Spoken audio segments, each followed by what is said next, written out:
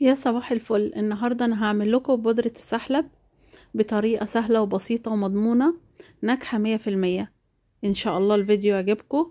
اللي يعجبه الفيديو يدوس لايك واشتراك ويفعل الجرس عشان يوصل له كل جديد، وان شاء الله اقدم لكم كل جديد. اول حاجة انا هعملها كوباية حليب بودر، كوباية رز مطحون، كوباية سكر بودر، ربع كوباية نشا، 3 معالق جوز هند ناعم، ومعاهم معلقتين زبيب، ودي ربع كوباية سمسم محمص. كل الحاجات دي هضيفها مع بعض.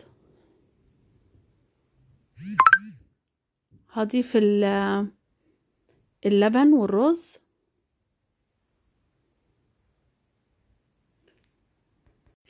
والسكر البودر والسمسم وربع كوباية النشا وجوز الهند والزبيب. كل ده هضيفه مع بعضه، هقلبه كويس قوي، وهضيف عليه شوية فانيليا بودر عشان تديني الريحة اللي بتكون بره، اللي انتوا بتجيبوها من بره. بس كده، هي دي مكوناته سهلة وبسيطة جدا، موجودة في كل بيت. طبعا بتقلبيه كويس قوي وبتحطيه في البرطمان، يكون طبعا محكم بغطا محكم. وهنعمل مع بعض دلوقتي كوبايتين سحلب. دول كوبايتين حليب، هحط معاهم 3 معالق سحلب،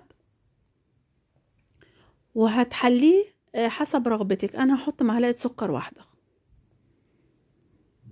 وهقلبه كويس قوي لغاية ما يغلي. بس طبعا ايدي شغالة فيه عشان ما يكلكعش، لغاية ما يتخن معايا، وهصبه في الكوبايات. هتشوفوا النتيجة. دي النتيجة، سحلب تحفة بجد، تحفة وموفر جدا. ان شاء الله الفيديو يعجبكم.